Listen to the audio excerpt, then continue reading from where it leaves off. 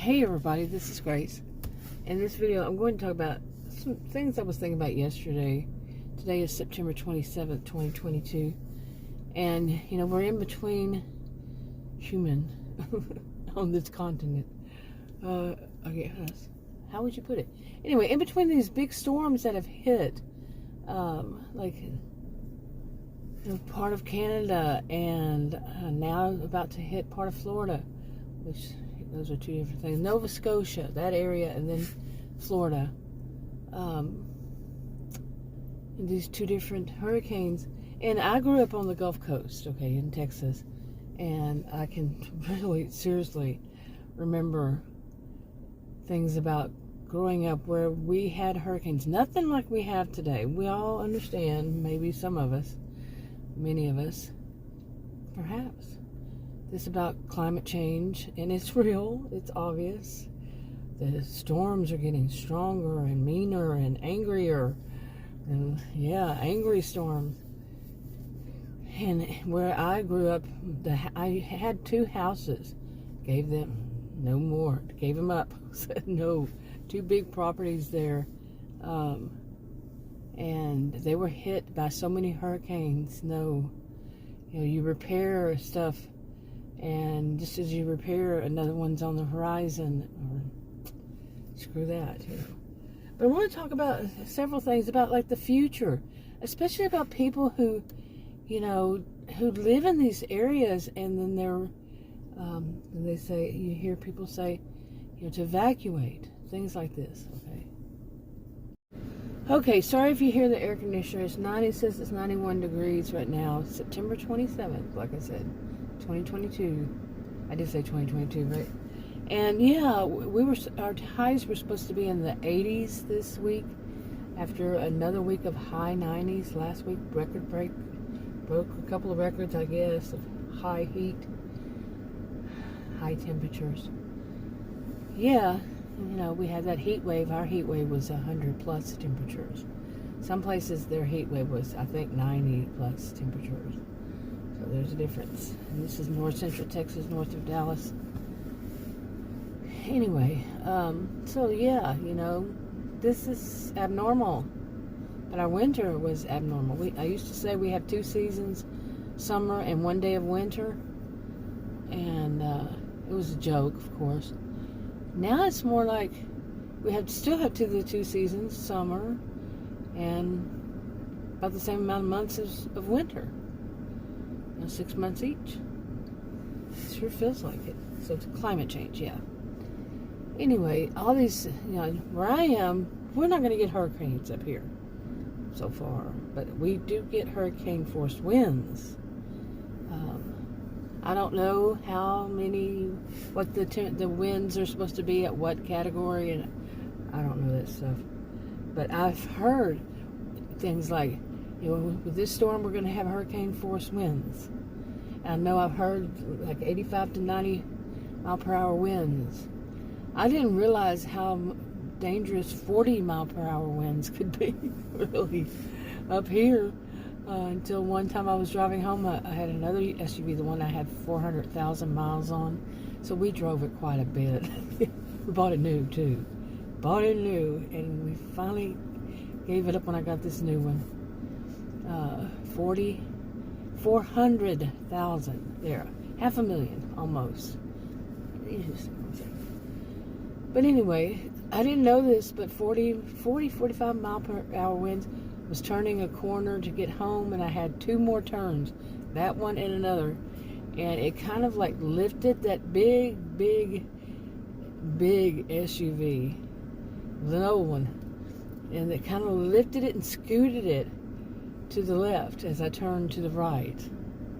And I was going, please, just let me get home. Please, just let me get home. I don't know how many years ago it was. But that was weird.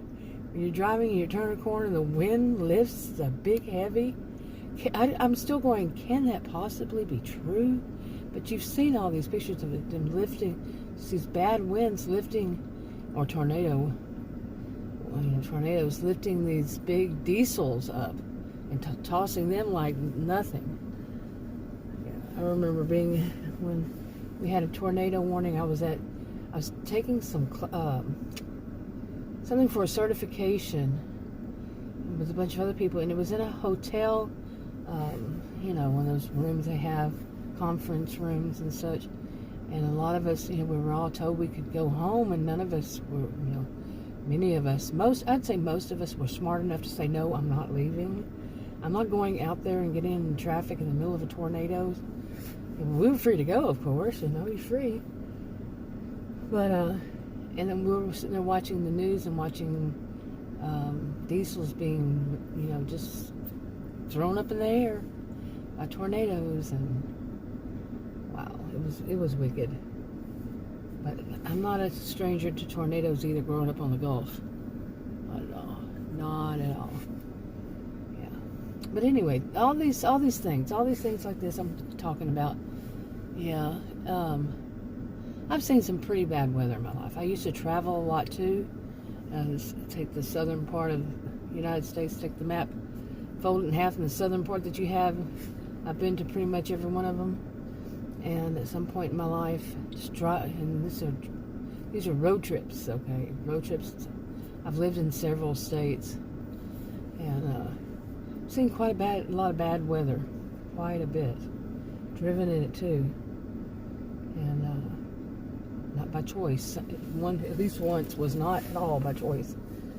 Or twice, yeah. Oh, more than that. Boy, I'm rambling. But anyway, yeah. So let me get to this. Okay. Now, having done that, having grown up there, like I can remember when I was young, we didn't have a choice. I was a kid. And I was one of 5 children my parents had. They both lived in the same home. My grandparents, my maternal grandparents, the only ones I really knew, my mother's parents lived next door. And I can remember, we didn't have a choice to leave. And the warning system wasn't all that great when I was a child. I mean, it just was not.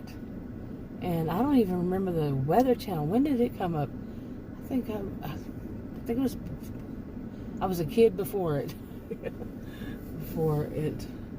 the Weather Channel came about, because we only had 3 channels, ABC, CBS, and NBC. And eventually, I think there was another one. I think it was Fox. I don't know, but we had rotary dial TVs. Rotary dial, boy, telephones too. But you actually got up and turned the TV. Some were black and white. Back in those days, yeah, the olden days. Some people think, but we didn't have a choice in leaving, because it was up to our dad. And our dad was one of those he's not going to do it. He's not going to leave. At least that's from what I understand. My mother, she had agoraphobia, if you ask me. I don't think it was diagnosed that way, but yeah, I would say so. And she didn't want to leave, but she also didn't want to stay there. She didn't know what she wanted to do. It was terrifying. I can remember one time especially, and I don't think I was even a teenager yet, and just horrible, horrible, horrible it was. And we're all sitting in the middle of the house, which was the kitchen, and then remember people canoeing down the street, up and down the street. And since we got our water from a pump house, we had a pump house and all, yeah, it was kind of, yeah. I just remember little bits about that, people canoeing up and down the street afterwards, and the water being all the way up to the porch. These houses were on what I think they call pier and beam, and they weren't brick homes. Yeah, and then the houses there, I think one house I recall was brick. Really, our houses were wooden houses back then. There was one area in the town, one area only, that had brick houses, but that has a tendency to flood. One of my friends lives out there now, and my old friend, from high school, I haven't spoken to her in years, but I know she lives out in one of them. It's just one area, but anyway, this is one of the towns that when Harvey was hit, that it was underwater. Pretty much everything was underwater, and yeah. So, but some of the stuff, I guess, was so terrifying that really I only had those little memories. And also my mother trying to cook for us on a Coleman. It had 1 or 2 burners with a little thing of gas, inside the house. Yeah, to cook for us. And I remember having filled our bathtub up with water. And, things like this, long time ago. And it had transistor radio. I remember the transistor radio, listening for updates on what was going on. So we didn't have a choice. We didn't have a choice to leave. And then, really growing up that way, we weren't ones to think to leave. And like I said, the warning systems weren't like they are now. Okay, so we really didn't know. I can remember one time leaving there and going back to Dallas. It was Dallas, and going past Houston, going north of Houston, actually not past it, but going north of Houston, and I got stuck out in the boonies and riding the waves because a hurricane changed the direction that what I had last heard. I was all by myself, and I had a truck with a king cab, and it was luckily a newer one.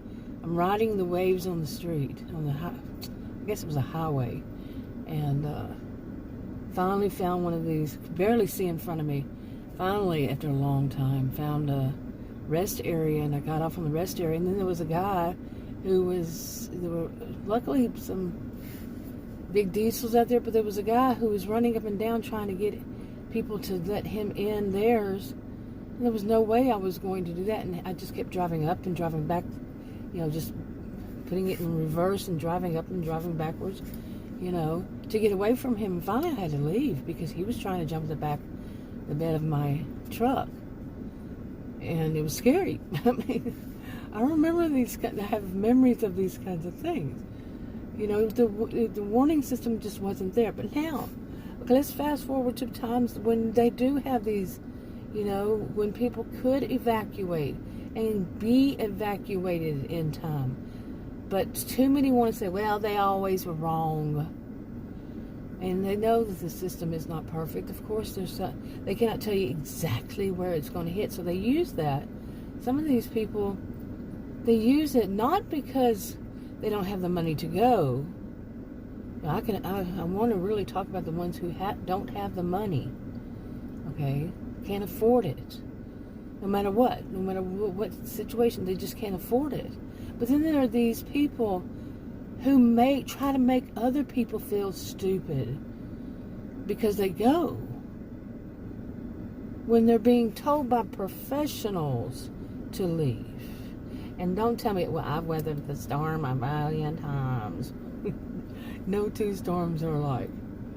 Okay, I had no choice but to weather the storms when I was younger. And no two storms were alike still. So, but no, they're not going to hear that. They try to make other people feel guilty, like I just said, for not staying. Wow. And they made them feel stupid. For shame. But yeah, the last time that some people I knew did that, these were 2 drama queens, and they would convince others in their lives to do it. 2 drama queens, 2 rather histrionic women who know how to use and abuse, know how to manipulate, to use bad situations. And they're not really in my life, by the way, but anymore. I went no contact a while back, but I still had heard about them, what happened. But anyway, I don't know if one of them was airlifted, but the other one, but I think both of them at some point were boated by the, what's it called?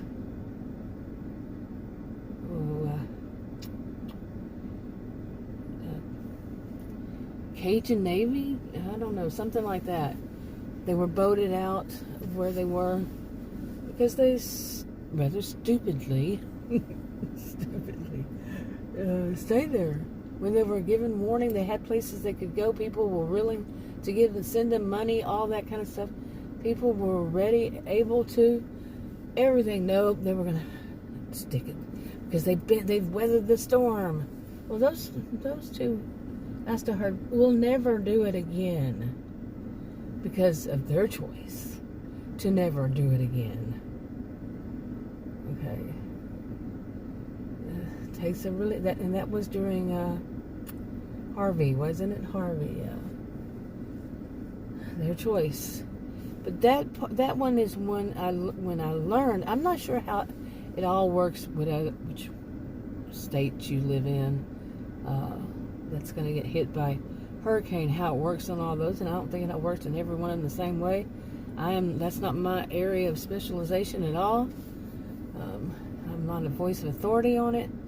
But last I heard, like during that one, after they were rescued and they had to sit in the, I think both of them they weren't in the same place though, because they were in two different cities, and they were taken in two different places, but they were awful, horrible from what I've heard, straight from the horse's mouth, even.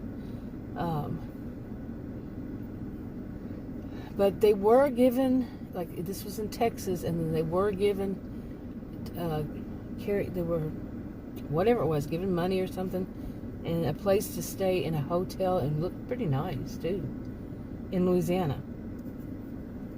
I don't know if they were both in the same one or not with their families, but there were things available for them.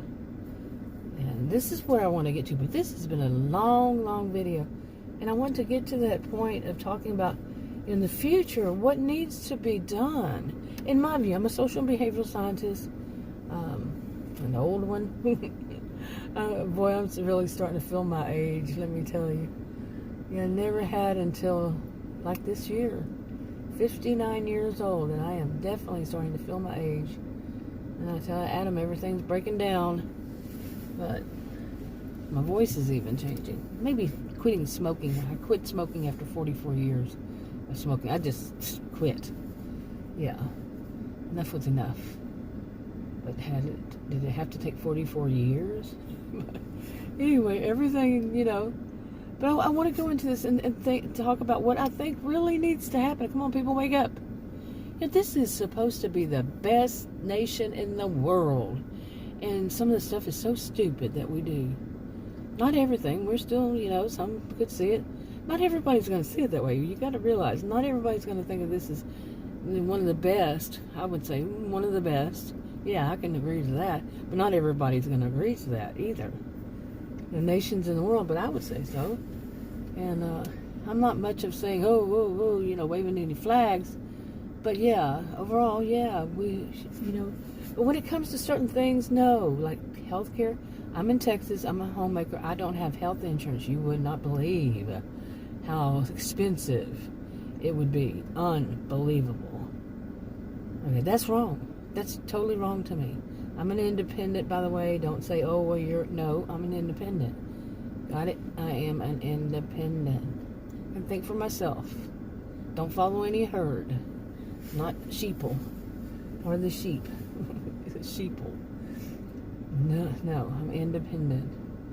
But, anyway, some things that, and then when it comes to,